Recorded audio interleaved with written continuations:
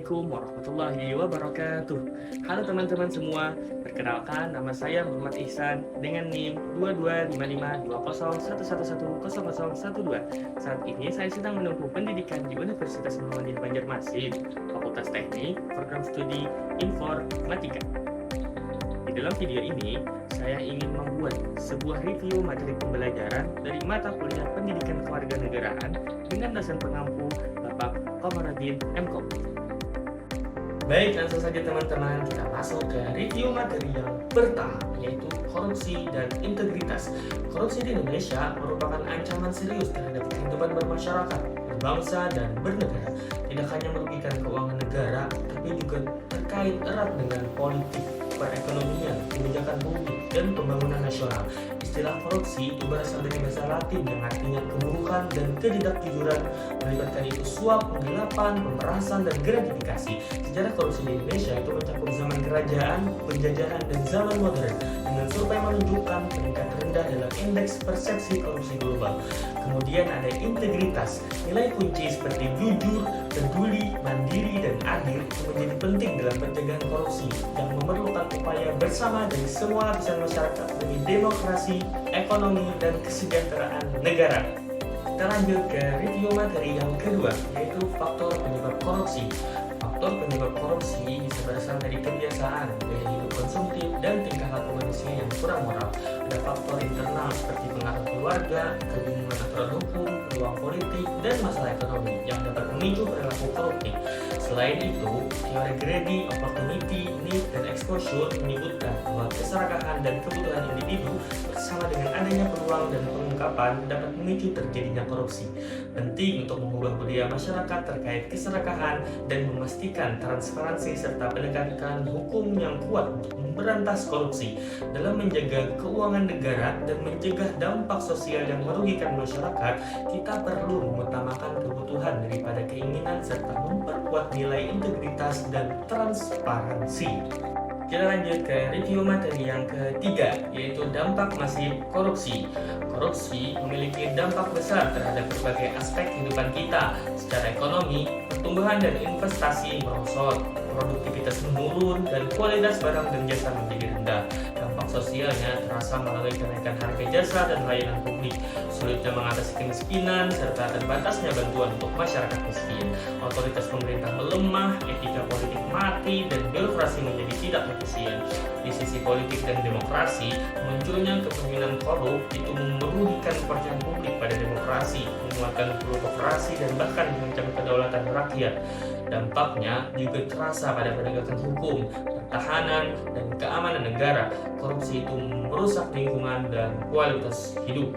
Kemudian, untuk mengatasi dampak korupsi tersebut, diperlukan langkah-langkah seperti meningkatkan transparansi dengan teknologi digital, kemudian memperkuat pengawasan oleh masyarakat sipil, dan mengurangi ketergantungan pada uang tunai. Kemudian, tantangannya juga tetap ada, terutama terkait keamanan data dalam era digital. Semua pihak, termasuk pemerintah dan masyarakat, perlu berperan aktif untuk mencegah dan memberantas korupsi guna memastikan keadilan, kesejahteraan, dan pembangunan yang berkelanjutan. Kita lanjut ke review materi yang keempat, yaitu nilai-nilai dan prinsip anti korupsi.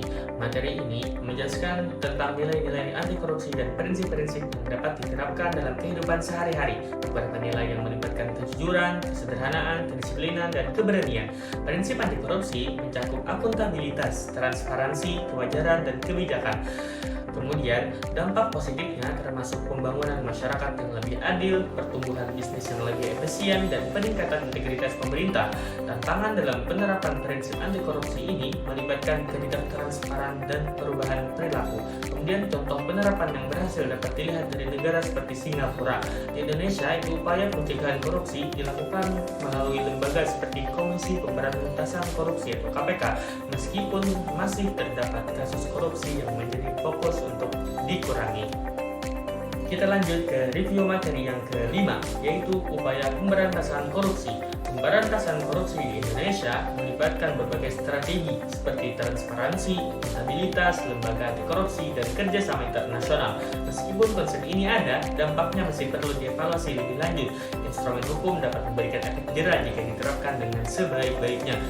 kendala dalam pemberantasan korupsi di Indonesia itu melibatkan kurangnya integritas di antara pemerintah, penegak hukum, dan masyarakat. Mahasiswa bisa berperan dalam memantau dan mendukung upaya pemberantasan korupsi ini. Selain itu, terdapat pendekatan melalui jalur hukum atau penal seperti hukuman penjara dan jalur non-hukum atau non-penal seperti sanksi sosial. Evaluasi terus-menerus diperlukan untuk memastikan efektivitas upaya pemberantasan korupsi ini. Kita lanjut ke review materi yang keenam, yaitu Gerakan Kerjasama dan Instrumen Internasional Pencegahan Korupsi. Gerakan internasional dalam mencegah korupsi melibatkan kerjasama antar negara untuk meningkatkan transparansi dan bertukar informasi. Instrumen internasional seperti Konvensi PBB tentang pencegahan korupsi memberikan kerangka hukum untuk pencegahan dan penegakan hukum. Negara-negara bekerja sama dengan melakukan pelatihan bersama, membangun jejaring dan meningkatkan komunikasi. Organisasi antar pemerintah seperti PBB, Bank Dunia, dan OECD itu memainkan peran penting dalam mendukung upaya ini. Meskipun ada hambatan seperti perbedaan budaya dan kepatuhan yang tidak merata, upaya global terus ditingkatkan melalui promosi transparansi, penegakan hukum yang ketat, dan kampanye kesadaran. Kemudian, organisasi seperti Transparency International, Extractive Industry Transparency Initiative, dan Open Government Partnership juga turut serta dalam gerakan ini. Ratifikasi Konvensi PBB oleh Indonesia diharapkan dapat memperkuat langkah-langkah pencegahan dan penegakan hukum korupsi secara internasional. Kita lanjut ke review materi yang ke-7, yaitu Gerakan Kerjasama dan Instrumen Nasional Pencegahan Korupsi. Gerakan anti korupsi di Indonesia melibatkan banyak pihak seperti pemerintah, masyarakat, dan sektor bisnis. Contohnya adalah Gerakan Nasional Revolusi Mental atau GNRM yang bertujuan membangun karakter yang jujur dan bertanggung jawab. Untuk mencegah korupsi, ada peraturan seperti Undang-Undang Nomor 28 Tahun 1999 dan lembaga seperti KPK yang berperan penting. Kemudian masyarakat juga punya peran aktif seperti mahasiswa yang bisa menyikapi tindakan korupsi dengan transparansi dan melibatkan diri dalam pemantauan. Kemudian ada instrumen pencegahan seperti peraturan perundang-undangan, kemudian membantu mengurangi kesempatan korupsi. Meskipun kadangkala masih ada hambatan dalam penegakannya. Lebih lanjut, lembaga seperti Komisi Yudisial dan Komisi Penyiaran Indonesia juga turut berperan dalam menjaga integritas hakim dan memastikan siaran tidak mendukung korupsi. Strategi lembaga anti korupsi melibatkan penegakan hukum, pelatihan, dan kerjasama dengan lembaga swadaya masyarakat untuk memperkuat upaya pencegahan korupsi secara bersama-sama. Lanjut ke review materi yang ke-8, yaitu tindak pidana korupsi dalam perundang-undangan. Sejarah berantas korupsi di Indonesia itu menentukan perlunya dukungan kuat dari pemerintah dan aturan-aturan yang jelas. Undang-Undang Anti Korupsi Nomor 31 Tahun 1999 penting diterapkan dengan tegas oleh polisi dan jaksa. Ada larangan keras terhadap tindakan korupsi seperti memperkaya diri dengan cara ilegal. Ada juga aturan soal gratifikasi, yaitu memberi hadiah pada pejabat negara. Beberapa peraturan tentang korupsi diambil dari aturan hukum yang sudah ada sebelumnya. Ada perbedaan antara kasus korupsi yang melibatkan pemerintah dan swasta, termasuk sanksi bagi pelakunya. Cara terbaik untuk memberantas korupsi itu melibatkan penguatan lembaga-lembaga yang berperan serta membangun aturan etika di berbagai sektor. Sebuah kasus korupsi terkenal terkait dengan Undang-Undang Nomor 31 Tahun 1999 adalah kasus EKTP yang melibatkan beberapa pejabat tinggi. Saat seseorang yang terlibat dalam korupsi mengembalikan uang yang dikorupsi, itu tidak membuat masalah hukumnya hilang begitu saja. Meskipun mungkin mempengaruhi hukum yang dijatuhkan, proses hukum tetap berlanjut hingga keputusan akhir dari pengadilan. Review materi yang ke-9, yaitu perkembangan tindak pidana korupsi. Tindak pidana korupsi di Indonesia terus berkembang dengan merugikan kepentingan publik. Jenis-jenis korupsi melibatkan gratifikasi, pencucian uang, penghalangan keadilan, serta peran penting whistleblower dan justice kolaborator. Sahabat pungli juga ikut berperan dalam memberantas pungutan liar, menghindari perilaku korupsi baik di tingkat pribadi maupun nasional karena dapat merugikan ekonomi dan kehidupan bersama. dalam pemberantasan, kesadaran masyarakat dan penguatan kontrol sangat penting.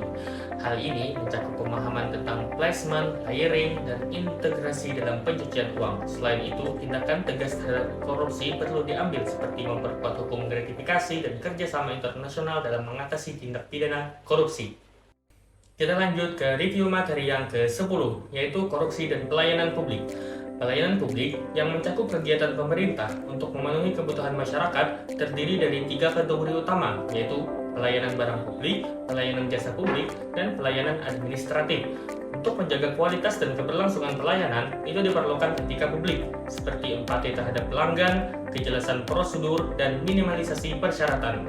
Pengawasan internal dan eksternal oleh atasan, masyarakat, dan lembaga terkait penting untuk memastikan kinerja yang baik.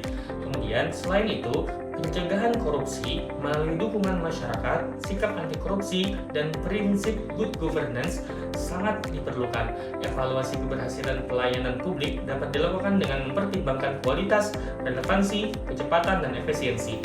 Jika pelayanan publik kurang berkualitas, perlu adanya perubahan dalam regulasi, peningkatan transparansi dan efisiensi dengan melibatkan masyarakat dan memanfaatkan teknologi.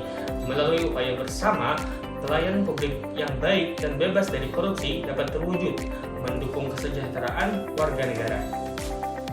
Ke review materi yang ke-11, yaitu mahasiswa dalam upaya pencegahan korupsi. Mahasiswa memiliki peran strategis dalam mencegah korupsi di Indonesia. Fokusnya adalah membangun budaya anti korupsi dengan mengubah perilaku dan nilai-nilai masyarakat.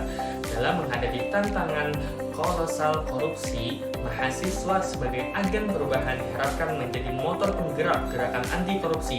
Mereka dapat berperan dalam lingkup diri sendiri, keluarga, dan kampus dengan membangun karakter anti korupsi. Pemanfaatan teknologi digital seperti media sosial memperluas pengaruh mahasiswa dalam gerakan anti korupsi secara luas dengan langkah kecil namun pasti. Mahasiswa dapat memimpin perubahan untuk menciptakan masa depan yang lebih baik lagi di Indonesia. Integritas dan kesatuan langkah mahasiswa menjadi kunci utama dalam mengatasi ancaman korupsi. Kita lanjut ke review materi yang ke-12, yaitu model pembelajaran mata kuliah anti korupsi. Mata kuliah pendidikan anti korupsi mengusung pendekatan budaya dalam melawan korupsi dengan menggali perspektif hukum, politik, sosiologi, dan agama. Mahasiswa diberi pemahaman komprehensif. Standar kompetensi mencakup kemampuan mencegah dan mendeteksi korupsi. Variasi mata kuliah di perguruan tinggi itu menekankan kontekstualitas lokal. Metode pembelajaran seperti diskusi, studi kasus, dan investigative report digunakan untuk mengembangkan pemahaman dan keterampilan mahasiswa. Ujian difokuskan pada analisis kasus dan menghindari hafalan. Keseluruhan, mata kuliah ini diharapkan memberikan dampak positif dalam memerangi korupsi. Lanjut ke kesimpulan materi yang terakhir, yaitu UTS dan UAS. Pada saat UTS Pendidikan Kewarganegaraan, kami diberi tugas kelompok untuk membuat video tentang materi korupsi dan pelayanan publik, yang dimana di dalam video tersebut memuat unsur perkenalan anggota kelompok, kemudian ada penyampaian submateri, dilanjutkan dengan penyampaian isi materi, dan yang terakhir ada kesimpulan sekaligus penutup. Pembuatan video ini diupload di channel YouTube kami, dan link video tersebut harus dikumpulkan sebelum jam 23.59 pada hari terakhir UTS.